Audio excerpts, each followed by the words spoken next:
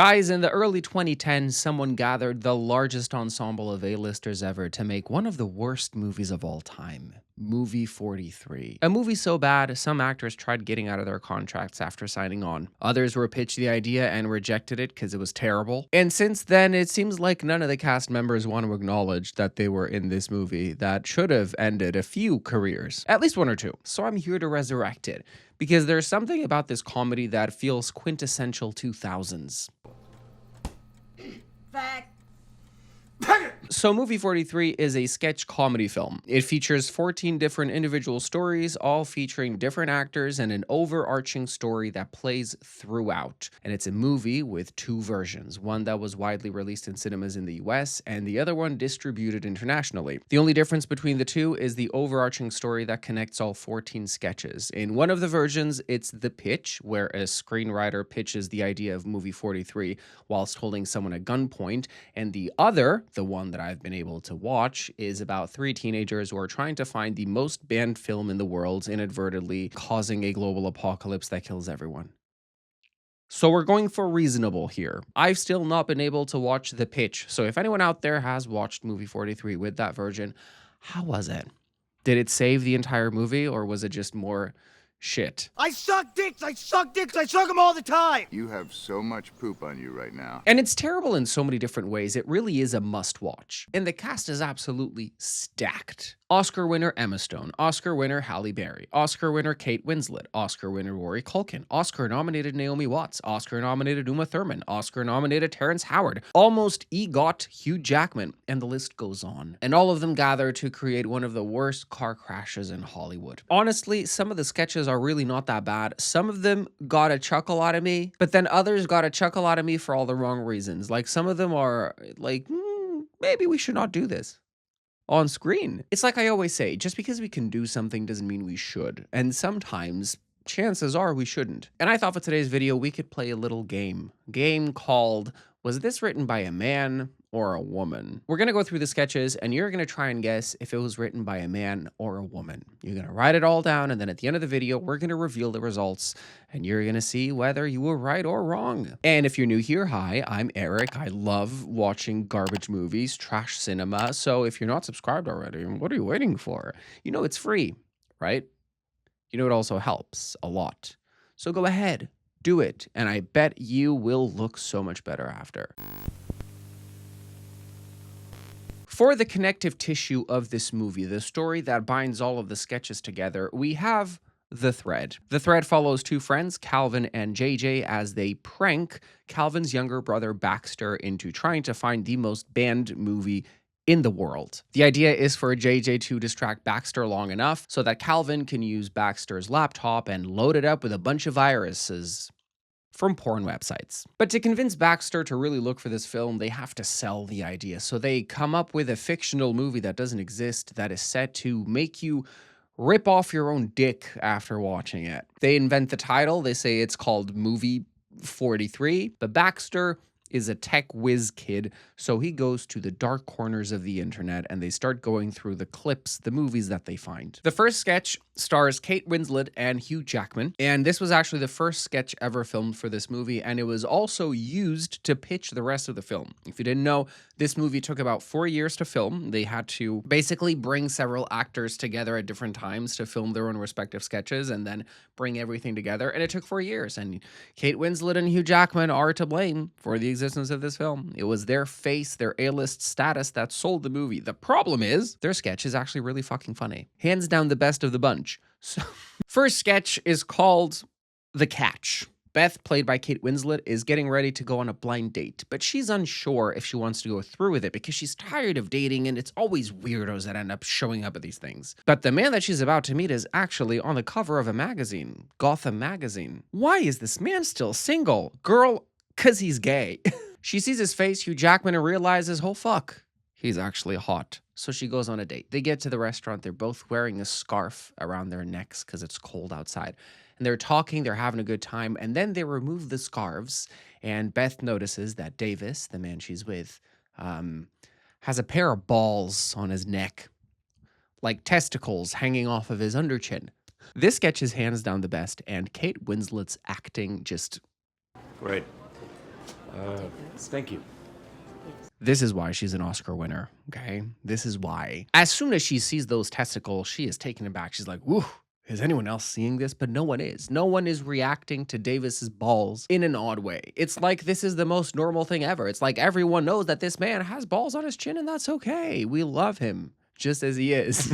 So they get to the table and the whole time she keeps trying to get waiters' attention, like to point to his neck and ask if it's normal, but they're all very confused by her panicked looks. And as she talks to Davis, she keeps trying to bring up the thing without bringing up the thing. You know, like, what the hell is that on your neck? Without saying, what the hell is that on your neck? They bring soup to the table. He gets soup on his testicles and then he has to clean it. Then a lonely little pube falls on his soup and he scoops it up and Kate Winslet's She finally gets him to admit that he was indeed teased for what he has on his neck. You know, that little scar under his balls. He says kids used to call him Frankenstein because of that tiny little cut, you know, under his fucking ball sack. But it gets worse because then it gets cold and his balls shrivel up. Then the waiters put more food on their plate and one of them hits him in the balls by accident with a plate and he gets stomachache. And to make it all worse, a couple that knows Davis shows up, they have a baby, and they're congratulating him on being on a date with this woman, and then they're just egging them on to take a picture together and to take a picture kissing. So he kisses her on the forehead, and the balls hit her face, and then the sketch ends. Sketch numero uno, the catch. Was it written by a man or a woman? Second sketch, Homeschooled. This one is... Sean and Claire are new in the neighborhood and they were invited by Samantha and Robert for a welcome to the neighborhood dinner. And one thing Claire heard is that Samantha and Robert homeschool their son Kevin. So Samantha and Robert get to talking about homeschooling Kevin and how they are giving him the very authentic high school experience, which includes Samantha playing the teacher and giving him the tension, Robert playing his coach and aggressively yelling at him and throwing things at him like you would expect in a normal high school. But high school isn't just about classes and learning. It's also about the social experience. The one with all the alienation and loneliness that makes you wish you had never been born. Yes, that same one. Which includes, but not limited to, writing on the fridge and then calling him a and a to his face, making fun of his weird pubes while he's taking a shower, throwing a party at home so Kevin can be the only one not allowed to party or have fun. The dad is literally grinding on a minor. What the fuck? Tying him to a pole and writing on his chest with shit, freshmen suck. But the parents went above and beyond. You know, it's not just about hating life, it's also about having your firsts, like your first kiss. So Samantha gave him his first kiss, pretending to be Jen from his class. Then she said, oh, we should go all the way. Do you have protection?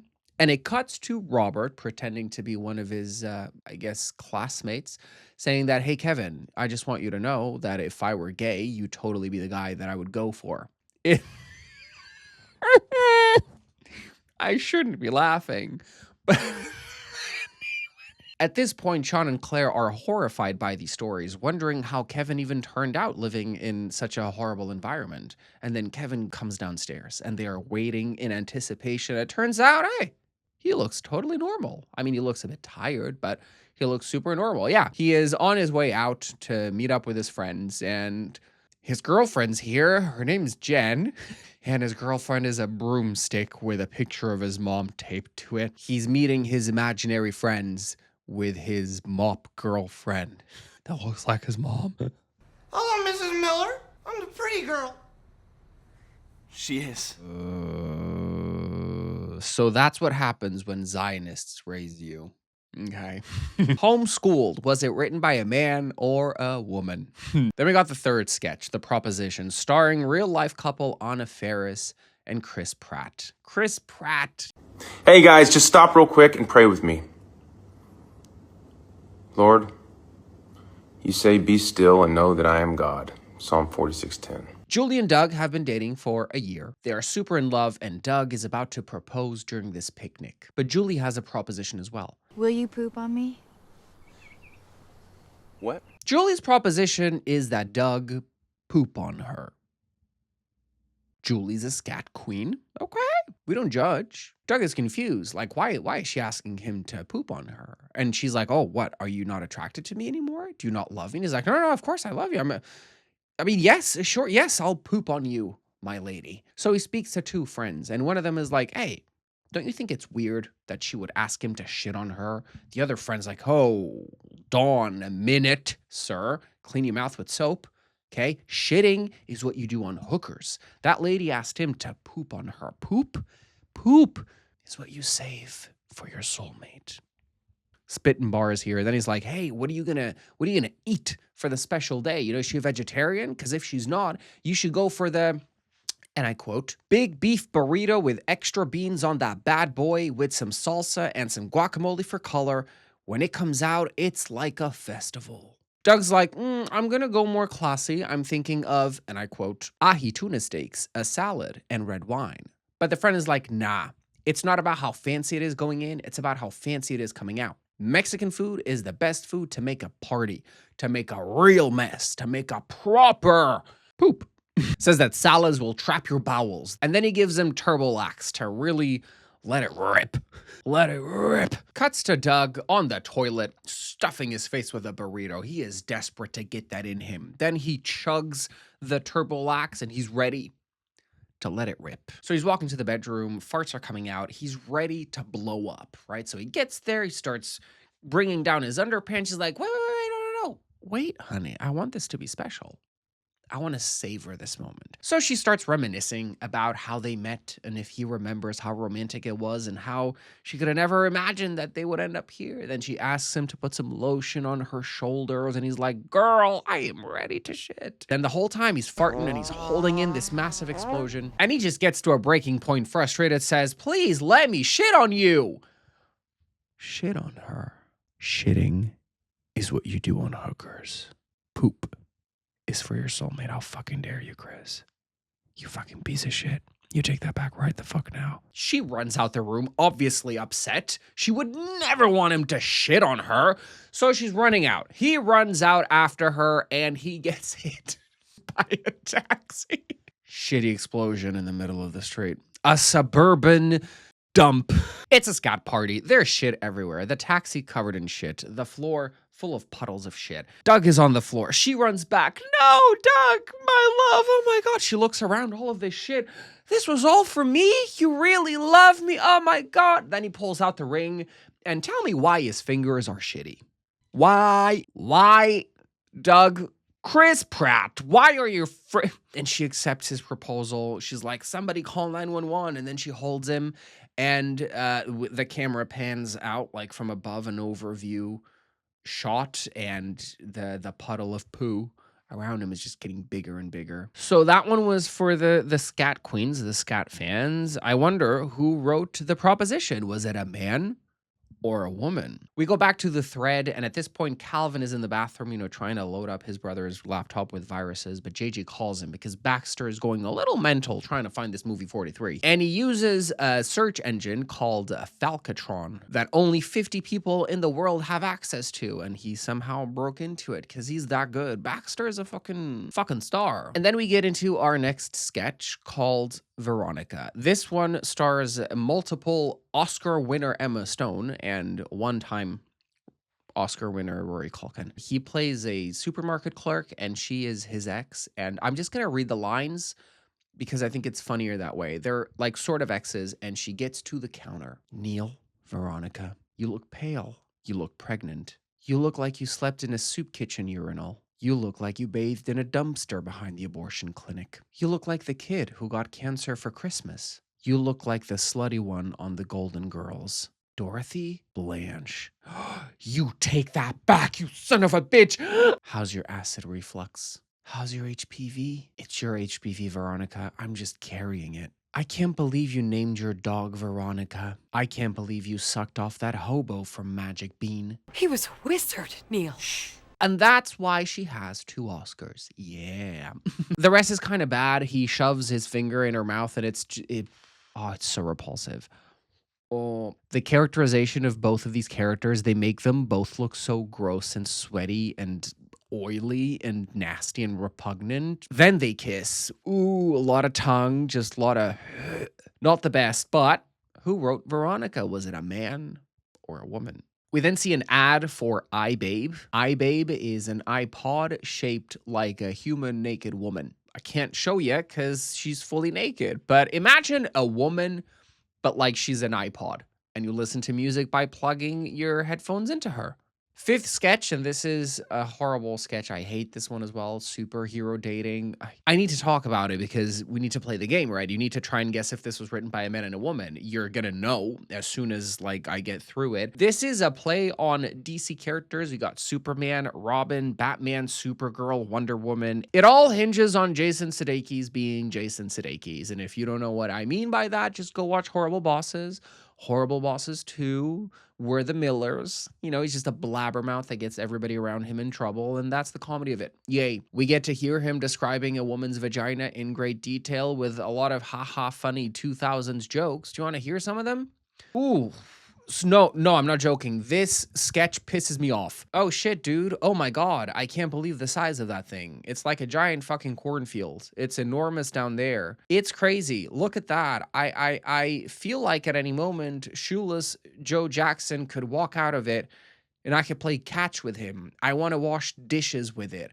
I don't know what half of this even tries to mean, but that's it. Also, Superman is a super creep and he super watches Lois Lane while she sleeps and then he jacks off and his jizz is so powerful, it's like a shotgun. It broke Lois Lane's window. That one was funny. And then he got Justin Long with those fucking underpants. What is this? This is a family channel. No, it's not. Don't bring your family here. It's not. Who wrote this superhero stupid dating show? Man or woman? I'll let you think about that for no time because everybody knows the fucking answer to this. That one, dog shit. Whoever wrote that, prison. I mean it. The next sketch is a super short PSA against abusing machines who are trying their best. And it's just a bunch of people screaming at ATMs and photocopiers and all other kinds of machines. And inside, there's little kids just doing their best. And this is funny because, you know, machines have feelings too, the feelings of a child. They're trying their best and they're not getting paid because child slavery is a joke. Hee ha ha, right? Hate it. Guess who wrote it? Man or woman? Back in the main story, and Baxter keeps looking for movie 43, and then they get to a page that says, click the button to gain clearance. A video feed pops up of this Russian guy called Minotaur, who tells them not to look for movie 43. Are you prepared to have your brains butchered into tiny pieces? Are you prepared to have a starving rat nibble out your eyeballs and then have the holes fucked by angry, thick-dicked wolves? JJ's confused because they made up movie 43, but apparently it is real after all. And the Russian guy says he spent his entire life trying to prevent people from finding movie 43. So naturally, Baxter, the little brat, clicks the button. Sketch number 7 is a continuation of the ad for the iBabe that we just spoke about, and it opens with a teenager screaming because his fingers got sliced off. And we're in a corporate meeting. The shareholders are discussing how to handle the epidemic of kids shoving their penises in their iBabes and getting it mangled. See, when they designed the iBabe, they had to put this super powerful fan somewhere, and they decided to put it in the vagina, in the lower quadrant, as they describe it. There's only one woman in this entire meeting, and she's like, well, of course this is happening, because you made this iBabe shaped like an adult naked woman, and teenage boys are attracted to naked women. Then the boss asks the R&D team if they anticipated this could ever become an issue, and the answer is this. Someone mentions putting a warning to not fuck it, and the boss is angry. He's like, well, no other MP3 player has to put a warning for people not to fuck it. And it's all just so silly and stupid and so rooted in misogyny. And she's like, guys, everyone is calling for the boycott of our company. The stocks are plummeting and kids are getting their dicks sliced off by our product. We need to do something. And instead of finding a resolution, they introduce the special edition iBabe, which is a black woman this time. And then the boss says, finally, we can give our customers a choice of color. And then it cuts to another iBabe ad. And this time they put barbed wire around her hips with a sign that says, no. And then the ad finishes with, iBabe, don't fuck it. Oh my God. just when I thought it couldn't get more offensive. And I'm gonna let you try and guess whether this was written by a man or a woman. Back to the main story, and now this Russian Minotaur has been attacked by this other group of gangsters who want him to find movie 43 because they say that it allows you to look into the future. Okay. It's getting stupid. So they keep looking, and we get to our 8th sketch, which is called Middle School Date. Nathan and Amanda are just hanging out watching TV on the sofa, and they start making out, and oof, it is so unnecessary. Like, he takes that mouth guard off and but the gist of the thing is she goes to the bathroom and he notices a red stain on the sofa.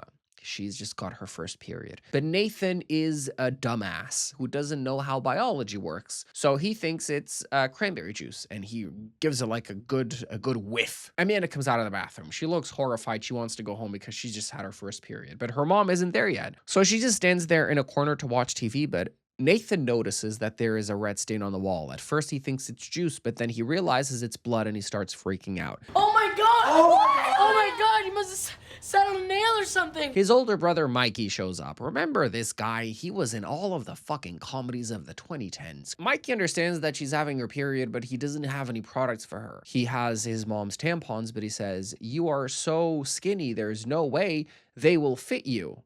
Okay. So Mikey keeps searching for something to help absorb the blood, and Nathan is just having a full-on freak out. Then his father arrives, and he explains it to his son that every month a woman's insides lining has to shed, and it's horrible. It's awful. Oh my god! And then her father gets there, and he sees the stain, and he says, "What kind of family squashes a giant tomato on..." She's got her period? So disgusting. So then Amanda and her father leave, and Nathan's dad, what does he do? He lets it rip. Oh, Dad, that was epic! Get it? Because farts and taking a huge dump are like funny, haha. But a period? Shut your fucking mouth. That's fucking disgusting. How dare you? The dad then sits on the sofa to watch TV, and we watch an advert for Tampax. And it's 2 women that enter the ocean to swim. And then one of them just gets eaten by a shark because Tampax is now leak-proof. Honestly, not a bad advert. Not entirely bad. Maybe the arm flying around separated from the body post-bite was a bit much, but honestly not a bad ad. And that was Middle School Date, and I'll let you decide whether that was written by a man or a woman. 9th sketch is called Happy Birthday, and this is also one of the worst ones. Brian is leaving because Pete slept with his girlfriend. But Pete got him a birthday present to make it up to him. And it's a leprechaun that he kidnapped and tied up in the basement, played by Gerard Butler. And he is a foul-mouthed motherfucker. This is all kinds of wrong, but I feel like it's still not as bad as Tippy Toes. Do you know Tippy Toes? You've never watched Tippy Toes? You've never heard of Tippy Toes? That has to be one of the most inappropriate things to ever have existed. Like, inappropriate. Just bad. This sketch is pretty meh. You know, they fight the leprechaun, then a pot of gold shows up at their doorstep, but it's got another leprechaun in there hiding, and he attacks them, and they're both played by Gerard Butler, and then a fight ensues. One of them gets his eye shot, then the other one gets shot in the stomach or something. They're all bloodied, but they end up killing both leprechauns, and then Pete shows Brian the second part of his birthday present, a real-life fairy who sucks for gold coins. And that's it. That's the sketch. Guess who wrote it? A man or a woman? Yeah, some of these really do not need time to think, do they? If you're wondering what's happening in the main story, Baxter is building a Theta box, which includes putting a lot of metal inside a microwave to power this little thing. Then we get to the 10th sketch, Truth or Dare. Emily and Daniel are on a blind date, and they always pair the most gorgeous women with the most odd-looking British men. But I'll tell you what about this man. This man is so fucking funny. There's a movie called I Give It a Year where he plays the best friend, and his scenes kill me. I Give It a Year. One of the most underrated comedy movies of all time. Like, people don't talk about that movie enough. I Give It a Year. Go watch it. It's one of my favorites. So they're on a blind date. Emily is tired of having like the normal small talk of getting to know someone because she's been on so many of these blind dates. She's ready to get real, get serious, like get down to business, right? So she proposes a game of truth or dare. And they do a few truths, but then he chooses dare. And she dares him to go to the counter and cup that man's butt. So he goes and he cups that man's butt with his creepy ass expression on his face, and he gets punched for it. He goes back to the table eager for her turn, and she chooses dare, and he dares her to blow the candles out of that blind kid's birthday cake. She says fine, but this means war. And from then on, war it is. She dares him to strip at a bachelorette's party. Foul. He dares her to make guacamole with her right breast, and I can't show you. Free the nipple. She dares him to get a tattoo of a coming next to his mouth. He dares her to stuff her vagina with El Diablo XXX hot sauce. She dares him to have Moby Dick read to him by Snooki from Jersey Shore. He dares her to get cosmetic surgery, and she comes out looking like this. And then she has an idea and dares him to get cosmetic surgery to look like this. Like the really offensive caricature of an Asian man. And they did it. 2013. This made it to the final cut. Yep. They return to the hotel she's staying at. He tries kissing her. She's like, sorry, I'm just not into Asian men. Okay, that was funny. That was funny. But then she opens the door like, JK, psych. Psych. Get in here, Yao Ming. And that's it for the sketch. Truth or dare, was that written by a man or a woman?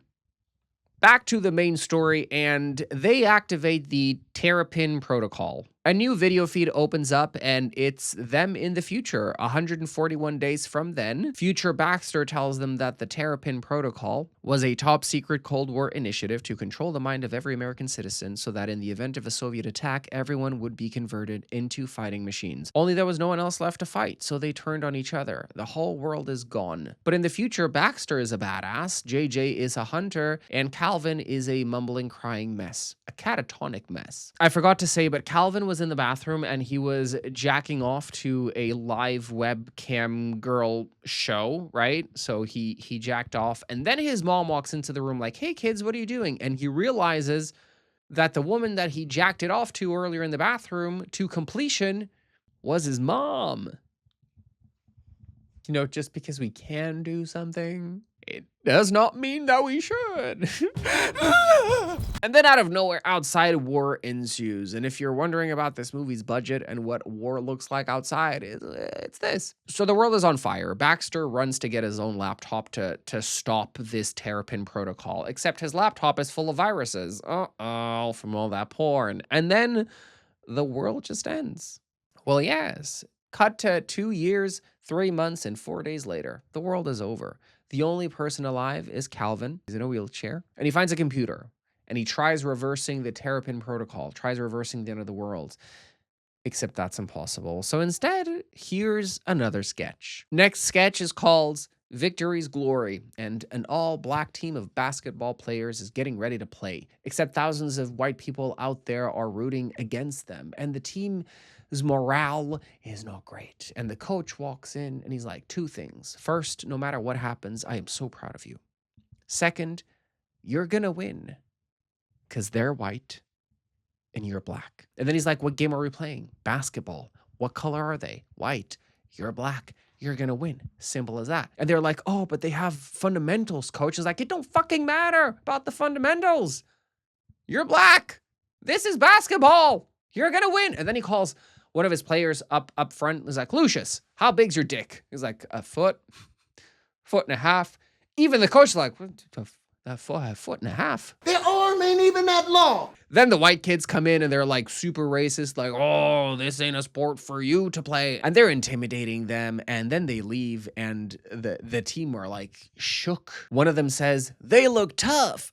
And the coach laughs in their face because, again, they're white. You're black. One of them's like, I think what the coach is trying to say is that the key word is teamwork. And he's like, no, bitch, the key word is you're black. They're white. And then another one goes, oh, okay, so coach, you're saying that if we walk with the Lord, is like, bitch, the Lord has done his work. He made you black and he made them white. He gave you a 1.5 foot dick. Dribble with that motherfucker. Then they start slow clapping. He's like, cut that shit out. Just go out and win. And they go out and they win big. And then the white team has a penalty and they score. And the whole stadium erupts in celebration for their 1 point. So they lost 103-1. But you know what? They were celebrating like they won. And that is the end of the sketch. Who wrote that? Was it a man or a woman. And then the credits roll. Couple of bloopers from some of the sketches, and then we get another bonus sketch called Beezel. Anson and Amy are in love, even more so ever since Amy moved in with Anson. And Anson has a cartoon cat called Beezel, who is absolutely obsessed with Ansel. And Ansel is obsessed with Beezel, so much so that Amy's like, don't you think that your relationship with your cat is a little weird? And he's like, oh, don't tell me you're one of those girls who gets jealous of their partner's pets. And he's like, no, of course not. But you know, Beezel is an evil motherfucker. You know, because when they're kissing, look at what he's doing. He's planning on gutting Amy. So one day, after taking a relaxing shower, Amy walks in on Beezel, the cartoon cat, jacking it to shirtless pictures of Anson, and she's horrified, and he chases her. And outside, he jumps onto her, scratches the fuck out of her, and then sprays her. This is not fucking normal. Anson comes outside like, oh my God, what happened, Amy? And she's like, that cat hates me. I caught him masturbating. He was probably just cleaning himself. It was to pictures of you in a swimsuit. Cats can't even process images in that way. But he's not a normal cat. Of course he is. He just put a fucking thermometer in his mouth! She's had it and she tells him, Anson, I love you, but as long as that fucker is around, I simply can't be with you. And he changes his mind very quickly. He's like, oh, wait, I can get rid of him. He's just a cat. That was quick. He said, fuck that cat real quick, god damn. And they start kissing while she's covered in goo. Was there any need? And it cuts to Amy and Anson in bed making love. And Beezel is in the wardrobe watching them crying.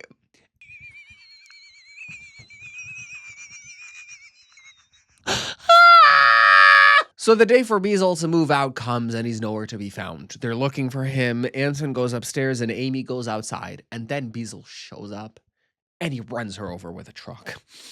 She's on the floor. Beezel jumps out of the truck and he's got a fucking shotgun. He's ready to kill this bitch. He's like, you're not stealing my man, bitch. He shoots her in the back. She falls to the floor. Oh my God. He's getting closer to her. She's crawling on the floor and she reaches a shovel and she's like, I fucking had it with this Garfield reject piece of shit.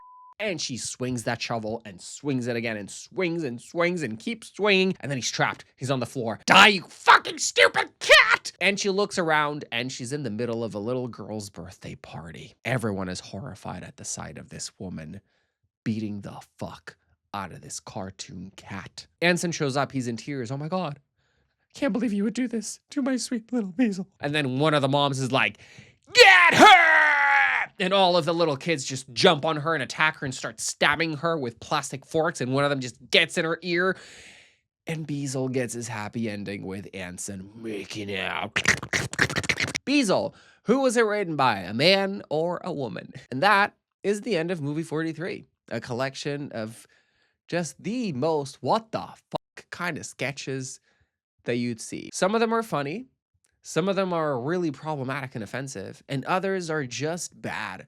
But overall, watching this movie, what an experience! Like what a vision! It's like watching a bunch of SNL small sketches, except they're all bad. But haven't forgotten about our game. The number of sketches written by a woman were, drumroll please, 1. Now that you know that only one of these sketches was written by a woman, I'm going to give you a few extra seconds to try and guess which one was written by a woman. So just to recap, The Thread, The Catch, Homeschooled, The Proposition, Veronica, iBabe, Superhero Speed Dating, Machine Kids, Middle School Date, Happy Birthday, Truth or Dare, Victory's Glory, Beezel. And the sketch written by a woman was Middle School Date. Coincidentally, it was also the sketch that got the best critical reception of the bunch. Figure that. Yeah. And that's it. If anybody out there can find the movie with the other overarching story, the pitch, just like a screenwriter pitching movie 43, please leave in the comments down below what happens in that overarching story.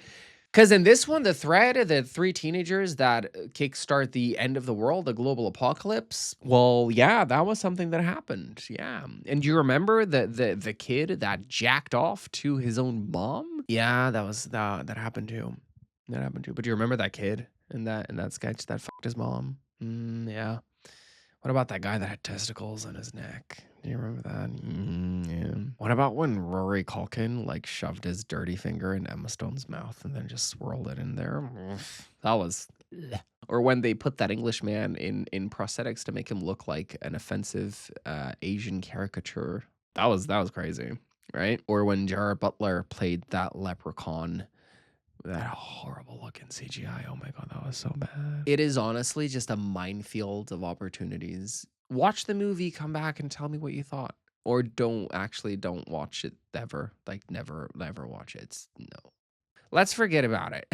And that's it for today, guys. Thank you so much for tuning in. If you like this video, make sure to leave it a like down below. Subscribe to my channel if you haven't already. Click that bell notification so you never miss a future upload from me. And comment down below, how many did you get right in the first round and in the second round? And until next time, stay safe, stay sane, stay stupid, and stay stuttering. Bye, guys.